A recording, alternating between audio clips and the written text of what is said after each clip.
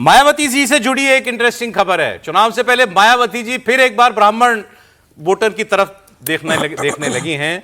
उन्होंने बसपा के राष्ट्रीय महासचिव सतीश चंद्र मिश्रा जी को अहम जिम्मेदारी दी है। सतीश चंद्र मिश्रा को बसपा लीगल और मीडिया टीम के साथ चुनाव की जिम्मेदारी दी गई है। मायावती जी उत्तर प्रदेश की सत्ता से साल 2012 से बाहर हैं। 2007 में उन्होंने दलित और मुस्लिम वोट के साथ साथ ब्राह्मणों के वोट को एकजुट करने के बाद जीत हासिल की थी। उस वक्त उन्होंने 86 ब्राह्मणों को टिकट दिया था। अभी तो जितने बता रहे हैं ना, ये तो 86 ब्राह्मण बहुत होते हैं उत्तर प्रदेश में। मायावती ने इसको सोशल इंजीनियरिंग बताया था तब, और बीएसपी के टिकट पर 2007 में 41 ब्राह्मण जीते भी थे। 7 ब्राह्मणों को मंत्री बनाया गया था मायावती की सरकार में। लोकसभा में मायावती जी का एक भी सांसद फिलहाल नहीं है, और यूपी में उनके इकलौते विधायक का भी कुछ दिन पहले निधन हो गया था। तो ऐसे मायावती जी ब्राह्मणों को साध कर अब चाहती हैं कि एक बार फिर से वही एक्सपेरिमेंट अगर कामयाब हो जाए तो 2007 से 12 में पूर्ण बहुमत की सरकार अरसे के बाद मायावती ने बनाई थी। फिर उसके बाद पूर्ण बहुमतों की सरकार का चलन शुरू हो गया। फिर अखिलेश जी आए, वो 12 से 17 रहे, फिर 17 से 22 योगी जी, 22 के बाद अभी तक योगी जी। अब आगे देखिए जो है वो क्या होता है। और अभी अखिलेश जी भी उनको भी बहुत ब्राह्मण याद आने लगे थे। उन्होंने बाकायदा एक सभा की थी जैनेश्वर मिश्र जी के जयंती के मौके के ऊपर। तो ब्राह्मण सबको चाहिए उत्तर प्रदेश में। समीर जी सर, मायावती भले ये कोशिश कर ले, लेकिन मायावती के बस की बात नहीं है। मायावती का अगर घोषणा कर दे कि मैं चुनाव लड़ूंगी इस बार विधानसभा का और मैं मुख्यमंत्री बनने जा रही हूँ, मैं चुनाव लड़ूंगी, तो भी थोड़ा बहुत उनके डबल डिजिट में सीट आया तो बहुत बड़ी बात होगी। अगर खुद लड़े, मायावती खुद करे ना घोषणा, खुद लड़ती हैं चुनाव, नहीं लड़े ना, क्या दिक्कत है? पार्टी को बचाना तो लड़े चुनाव, वो चुनाव जीत जाएंगे। सीएम भी उससे थी, उससे थी। हाँ, विधान परिषद चली, लेकिन आप चुनाव लड़िए ना। जो पार्टी जिस हालत में चली गई है आपकी, आपका भतीजा आनंद आपके लिए वहां पर कर रहा है, आप सतीश चंद्र मिश्रा को चुनाव की प्रभारी मीडिया की जिम्मेदारी दे रहे हो। सतीश चंद्र मिश्रा क्या ब्राह्मणों को आज की तारीख में जोड़ लेंगे? 2007 और 2026 के अंदर बहुत लंबा फासला हो चुका है। अब तो योगी आदित्यनाथ की 10 साल की सरकार वहां पर हो चुकी है।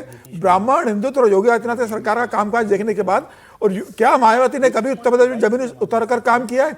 संगठन के लिए मायावती ने कभी काम किया है? सर, वो काम जो जैसे भी करती हैं वो ऐसे ही करती हैं। ऐसा नहीं है ना सर, राजनीति अब बदल गई है। अब तो मायावती को उतर के काम करना पड़ेगा ना। घर में बैठ के आप सोचो कि भाई मैं अपने हिसाब से टिकट बांटूंगी, सत्ता में लौटूंगी, वो संभव नहीं है। अब मायावती की राजनीति खत्म हो गई है। अब मुझे नहीं लगता कि मायावती सतीश चंद्र मिश्रा को बना दे या किसी आकाश आनंद को बना दे या खुद कर ले। अब वो अपना जाटो वोट बैंक बचा ले, वही बहुत बड़ी उपलब्धि ऐसा लगता है।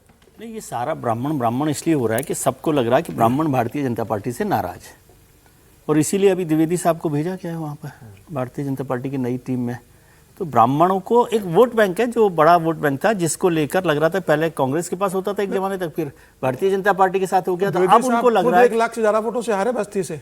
वैसे ब्राह्मण खुद 1 लाख से ज्यादा वोटों से हारे। 24 में तो बड़े बड़े हारे। तो नहीं, वो तो हारना जीतना तो ठीक है। मैं कह रहा हूँ ब्राह्मणों के एक वोट बैंक को लेकर एक नया फोकस चल रहा है, और उनको लग रहा है कि भारतीय जनता पार्टी में ब्राह्मण नाराज है या उनको मौका नहीं मिला, तो उसको कैसे अपनी तरफ लाएं। मायावती जी के पास एक अनुभव रहा है कि भाई उन्होंने सरकार बना ली थी एक बार पूर्ण बहुमत की ब्राह्मणों के साथ, तो वहाँ चल रहे। लेकिन अभी मायावती जी का तो पंडित जी बता सकते हैं, त्रिपाठी जी के चुनाव लड़ रहे हैं कि नहीं लड़ रहे हैं, कितना बड़ा लड़ रहे हैं, वो अलग इशू है। लेकिन भारतीय जनता पार्टी क्या ब्राह्मणों को साथ लेकर चल रही है, नहीं चल रही, ये एक मैसेज वहाँ पर जाएगा। पिछली बार भी जो हुआ, बैठक हुई विधानसभा विधायकों की बैठक, डर बिठा दिया है बांकीपुर के चुनाव परिणाम ने। हाँ, बांकीपुर के चुनाव ने भी उसको डराया है। तो भारतीय जनता पार्टी सबसे बड़े उस पर बैठी हुई ना कि भाई उसको हैट्रिक लगेगी कि नहीं लगेगी, योगी साहब किस तरह से लड़ेंगे। और अभी तो योगी साहब विधायक हैं क्या? चुनाव लड़ा था उन्होंने? कहाँ से चुनाव विधायक लड़ा है मुझे तो याद नहीं है। आप इसको आरोप के तौर पे जेन्युइनली पूछ रहा था। नहीं, मैं जेन्युइन तरीके से पूछ रहा हूँ। तो विधायक तो वो भी नहीं है। नीतीश कुमार जी तो पिछले 20 लोकसभा लड़ते हैं सभी, तो मुख्यमंत्री तो विधानसभा में नहीं, वैसे ही बनेगा। नहीं, तो ये कहना कि मायावती जी लड़ रही हैं कि नहीं लड़ रही हैं, ये इशू ही नहीं है ना। पॉलिटिकल पार्टीज अपनी स्ट्रेटेजी अपने तरीके से बनाती हैं कि भाई उसको जो लीडर है वो पूरे चुनाव को देख रहा है, अपनी कॉन्स्टिट्यूंसी में जाएगा कि नहीं जाएगा, ये तो होता रहता है। एक वीडियो आपको और दिखा देता हूं मैं। पूरे राज्यसभा में ही रहेगा। अभी आपने देखा था आजम खान पर कार्रवाई हो रही है तो बचाव में बयान देते इमरान मसूद, कांग्रेस पार्टी के सांसद। अब क्या हुआ ग्राउंड पर, एक देखिए एक मीटिंग होती है उत्तर प्रदेश में दिशा नाम से। उसमें जो है सारे स्थानीय प्रशासन के लोग होते हैं, विधायक भी होता है, सांसद भी होता है। करेक्शन कर दो, 2022 में योगी चुनाव लड़े विधानसभा का। अच्छा, एमएलए है योगी। तो यहां पर वही इमरान मसूद जो हैं ये कांग्रेस पार्टी के विधायक से भिड़ गए। आशू मलिक नाम है इनका।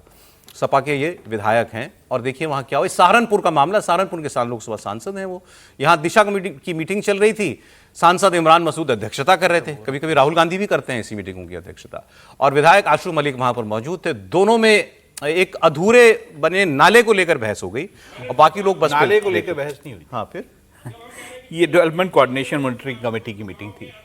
अब बहस ये हुई कि जो आशु मलिक हैं वो इमरान मसूद से बिना पूछे बोले कैसे। ये कोई डेवलपमेंट पे बहस नहीं हो रही थी, ये बहस इसलिए हुई। मैं चेयर कर रहा हूं तो आप क्यों बोल रहे हैं? ये किसकी टांग ऊपर वाली ये बहस है। सुनिए जरा एक बार, देखते हैं।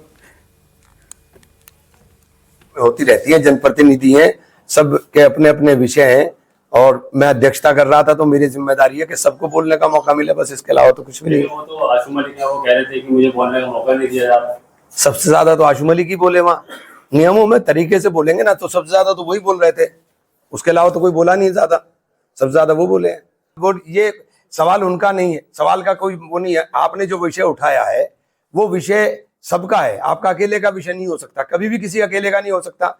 जनहित का विषय सबका है, तो किसी दूसरे माननीय सदस्य के पास आप भी पूछिए, आप दिशा की मीटिंग है, कोई दिशा की मीटिंग नहीं है। नहीं, दिशा की मीटिंग है, नहीं, हम नहीं बर्दाश्त, नहीं, ये नियम से चलेगी, नियम से चल रही है, नहीं, नियम से चलेगी, नियम से चलेगी, चेयर की अनुमति के बिना नहीं, बाहर करिए, नहीं, चेयर की अनुमति के बिना नहीं। पहले माननीय सदस्य आप अपने सवाल पूरा कर लें, उसके बाद आप सवाल तो हमारा है, जब हम संतुष्ट नहीं है जवाब से, तो आप आगे थोड़ी ना बढ़ गए ना। माननीय विधायक जी, मैंने सिर्फ मदद की तो आप गलत जानकारी को दे रहे हैं। जब हम कह रहे हैं कि पीएमजीएसवाई से वो जो गांव के अंदर तक का नाला उन्होंने आगे का छोड़ दिया था, गांव से बनाने में, प्रधान के और प्रमुख के बनाने में वहां विवाद था, क्योंकि नाला वो इतना उनके पास पैसा नहीं है कि वो आगे तक बना सके। उनके पास ग्राम पंचायत के पास उतना पैसा अगर होता, वो उस पर विवाद है, वो ब्लॉक से उससे बन ही नहीं सकता। वो इन्होंने पिछली बार हमें, तो ये हुई बहस, ठीक ही कह रहे हैं वो, उन्होंने कहा ना कि मेरी अनुमति की बनाने बोलेंगे आप। बात नाला पूरा करने को लेकर नहीं हो रही। विधायक ने बोला अरे हम यहाँ कोई समोसा खाने थोड़ी आए हैं, तो कहना आपको खिला कौन रहा है समोसा? उसको कहते मेरी बात नहीं, मुझे जवाब देखिए, जो विकास है वो तो मतलब पीछे रह गया। यहाँ पे तो ये है कि कुर्सी पे कौन है। चलिए खैर ये सब चलता रहता है। नहीं, लेकिन इसमें आप लोग हर जगह पॉलिटिक्स देखते हैं, यहाँ पॉलिटिकल खबर देखिए ना। ये समाजवादी पार्टी और कांग्रेस के जनप्रतिनिधियों के बीच की बहस है। उनको अपनी जगह दिखाना है कि अपर हैंड किसका है। आशु मलिक समाजवादी पार्टी के विधायक हैं, इमरान मसूद कांग्रेस के सांसद हैं। लोकल लेवल पर असली लड़ाई वो है। और इससे भी आप अनुमान लगाइए, जिसकी अभी आप बात कर रहे थे, तो अखिलेश जी को इस चुनौती से भी जूझना है। ये सामान्य चुनौती नहीं, और ये कोई एक जगह की नहीं होगी, लगभग हर जिले में ऐसी ही चुनौती खड़ी होगी। तो ठीक है, वो राहुल जी के साथ अच्छा वाला समझौता कर लेंगे, लेकिन जमीन पर समझौता हो पाएगा क्या, ये सबसे बड़ी बात है। लेकिन कोई ऐसा, कोई हर जगह कोई ऐसा टक्कर लेने वाला नेता कांग्रेस के पास होना भी तो चाहिए। नहीं होता, लेकिन वो लोकल लेवल पर ऐसी लड़ाइयां चलती रहती कांग्रेस है। के पास नहीं होगा तो सपा वाला दबेगा, तो उसका भी तो उंगली दबेगी ना।